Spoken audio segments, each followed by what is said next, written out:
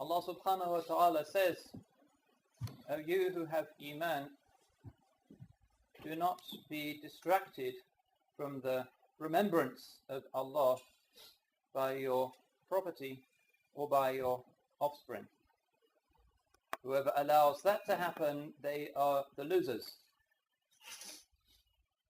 This term, khusran, loss in the Quran, means those who have been invited to make a small effort for a finite period in the dunya and have lost out on an infinite reward in akhirah.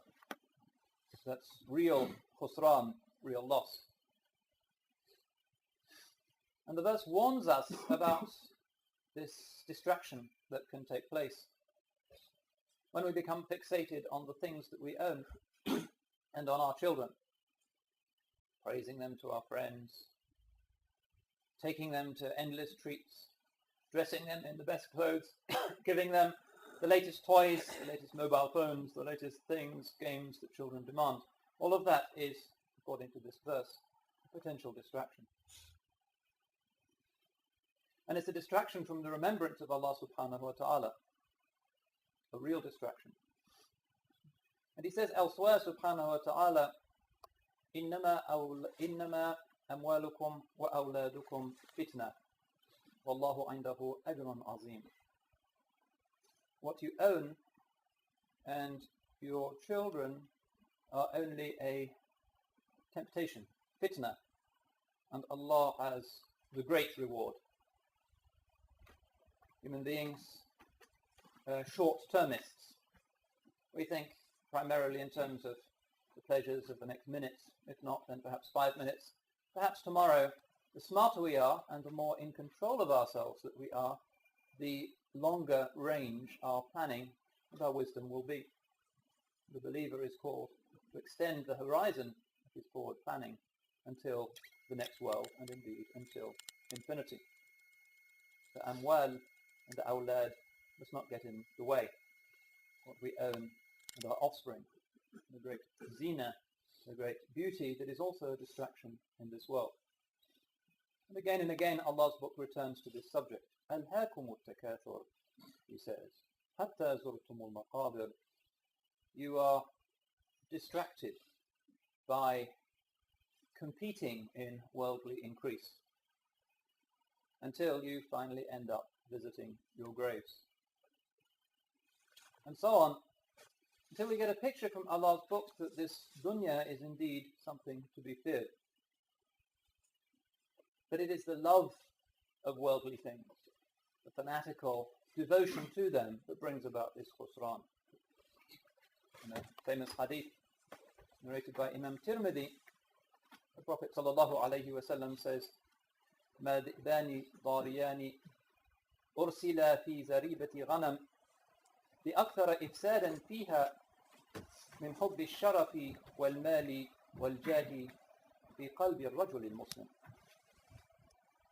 Even 2 wolves let loose in a sheepfold do not do more harm within it than do the love of prestige and property and self-regard in the heart of a Muslim. These are strong words. And he is sallallahu alayhi wasallam famed for his own zuhud in the dunya. In an even better known hadith that is in both Bukhari and Muslim collection, he says, يقول ابن آدم مالي مالي وهل لك إلا ما أكلت فأفنيت أو لبست فأبليت أو تصدقت به فأمضيت. The child of Adam says, my money, my money. But do you have anything at all other than that which you eat and cause to pass away, or that which you wear and wear out, or that which you give away in sadaqah and thereby make eternal?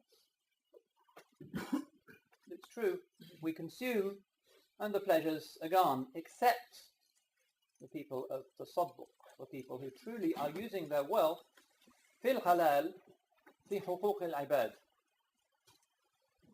in what is halal, in what is permissible, in order to uphold the rights that other people have over one, the rights of the orphan, of the traveller, of the needy, of those who require da'wah to Islam. That is the only wealth we ever have that can be seen as being permanent. Otherwise, it is indeed fitna. It's narrated in an old story that when the first ever gold coin and gold and silver coin in the history of the world were minted, a shaitan grabbed them, raised them to his forehead, and then kissed them. And he said, "Man ahabbakuma fahuwa abdi haqqa." Whoever loves you is certainly my slave. And the Prophet says, sallallahu alayhi wa sallam in the hadith, "Ta'isa abdu dinar, ta'isa abdu dirham." Woe betide the slave of the golden coin, the slave of the silver coin. The Muslim sees things always from the perspective of eternity. Nothing in this dunya is anything other than a means to eternal peace and joy, or a means to eternal uproar and misery. Everything that we see, that we touch, that we smell, anything that our senses can perceive, including those most precious things, coins of gold and silver, are only means to an end. If we take them as ends, if we are indeed distracted by the takathur, the rivalry in worldly interests, then what we have is a form of idolatry. Then we have this tulhikum, this distraction. But Allah's book always charts for us the middle way. Ours is not a religion that says we have to be monks, that it is never good to own anything. We have, of course, the example of the Prophet sallallahu alaihi wasallam. One of whose du'as was, and it's in a sound hadith, Allahumma ahini miskina wa amitni miskina wa ahshurni fi zumratil masakin. O Allah, cause me to live as a poor man and to die as a poor man, and raise me up again in the company of the poor, the masakin. But in the Quran we find that everything is to be on that basis, in just balance. Look at the story in Surah Al-Kahf, where the companion of Sayyidina Musa alayhi salam surprises the Prophet by knocking down a wall. And then he explains his ta'wil, his interior sight enables him to explain why he did that. Two orphan boys needed money that was buried beneath it. وَيَسْتَخْرِجَ كَنْزَهُمَا رَحْمَةً مِّن رَبِّكَ, so that they might bring out their treasure as a rahmah, as a mercy from your Lord. That too, presumably, was gold and silver, but for them, as orphans, as truly needy people, it is a rahmah. And elsewhere he says, وَيُمْدِدْكُمْ بِأَمْوَالٍ وَبَنِينَ,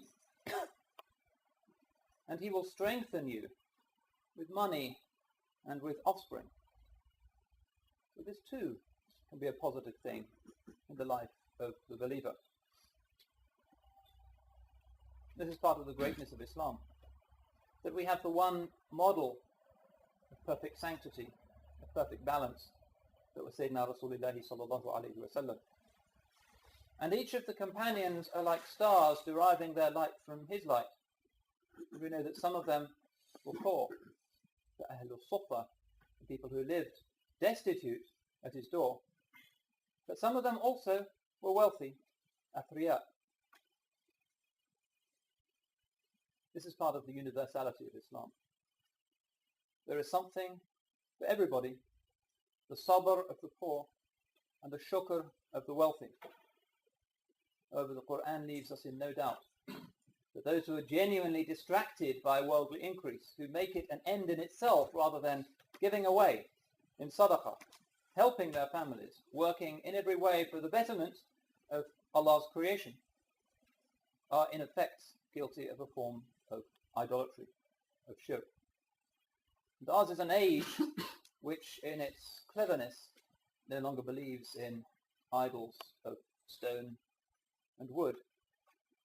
But its idols are the idols of the great banks, the financial houses, of the obsessive competition amongst billionaires who are kept awake at night by the thought that somebody else might make a business deal more quickly than they.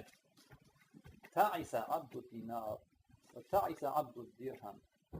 Miserable is the slave of the dinar. Miserable is the slave of the dirham. So we ask Allah subhanahu wa ta'ala to make us and all of the ummah people of the middle way, to give us what we need for our worldly needs, but never to let us be confused between the means and the ends, so that everything that we earn can be with a pure niyyah, that is, to satisfy the basic needs that Allah subhanahu wa ta'ala gives as rights to his ibad, to his servants, and also to help us to reform our families, and to feed the hungry, and to clothe the naked, and to be truly beacons of light and charity and sadaqah in a world where the difference and the gulf between the very rich and absent-minded and the very poor and desperate has never been greater. أقول قولي هذا وأستغفر الله لي ولكم ولسائر المسلمين إنه هو الغفور الرحيم.